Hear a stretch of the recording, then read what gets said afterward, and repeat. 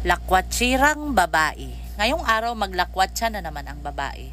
Siyempre hindi yan aalis ang babaeng yan kung hindi siya maglalagay ng kuloriti sa pagmumuka niya. Magaling lang naman yung babaeng yan sa paglalagay ng mga kuloriti sa pagmumuka niya. Pero paasikasuhin mo yan sa bahay, ipaglaba mo yan siya. Napakatamad niya. Pero utusan mo yan mag-makeup, mag-skincare. Napakabilis niya. Ang kubita dito sa bahay naninilaw na.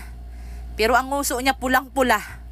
Pati ang pisngi niya, wala talagang kahihiyan. Kung may pupunta dito sa bahay, hindi siya mahihiya na ipasiar niya ang tao na nanlilimahid ang CR, na may nakasabit na pante. Yang alahas-alahas na sinusuot niya, ako na lang ang maaawa sa hold up sa kanya. Kaya walang mapapala, hindi man yan masasanla. Mahilig magsuot-suot sa mga aksesoris. Burara naman hindi ililigpit. Walang katahimikan talaga sa bahay tong babaeng to kahit masama ang panahon. Kahit mabagyuhin tayo, hindi talaga niya mapigilan ang pagkalakwatsira niya. Isasama pa ang mga bata sa mga kalukuhan. Sus, Dorinel, pa ganyan-ganyan ka sa itsura mo. Ako na lang ang mahihiya sa'yo. Maganda tignan. Pero papuntahin mo ang mga tao sa bahay. Mahihiya ka talaga. Tignan mo ang ginagawa sa anak, oh. Pinapainom ng mga kung ano-ano. Yang bata, kaya yan magkakasakit, magkakasipon. Walang gana kumain, kaya anong binibigay sa nanay? Siya din talaga ang nagbibigay sa mga bata ng sakit.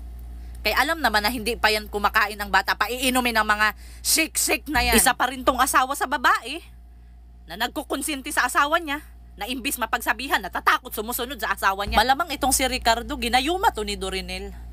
Bakit magsusunod-sunuran sa kanya? Kaya kung ako pa kay Ricardo, kung ganyan ang estilo sa asawa ko, pabayaan ko yan siya, uy.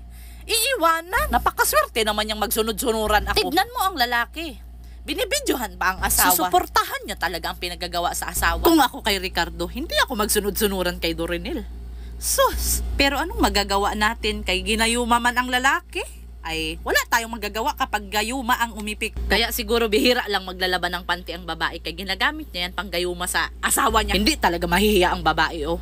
Maghawak-hawak siya sa mga damit niya na nakadisplay na hindi naman bibili. Ganyan ang gusto sa babae, oh. Pag makalabas siya, ang magkain-kain sa labas.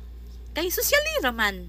Hindi man yan kakain sa lutong bahay. Gusto niyang magpakasosyal kakain sa labas. Hindi yan siya mapakali pag makahawak ng pira. Kay one day millionaire man.